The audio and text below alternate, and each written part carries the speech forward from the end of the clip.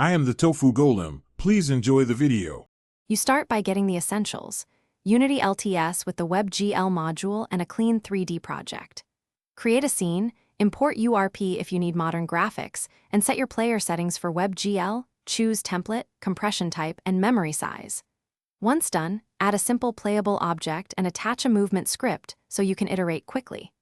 Make sure to test in the editor and fix control flow issues before switching to the build pipeline. This saves time later. Now you build the middle. Implement input handling tailored for browsers, wire up physics for predictable fixed time-step simulation, and build a lightweight UI using a canvas set to screen space overlay for performance.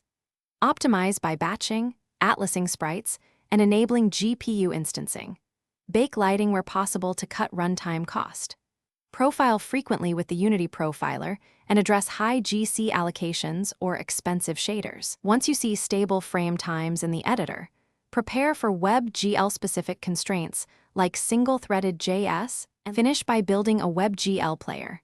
Select compression, broadly preferred, export the build folder, and test locally with a static server so the browser can load files correctly.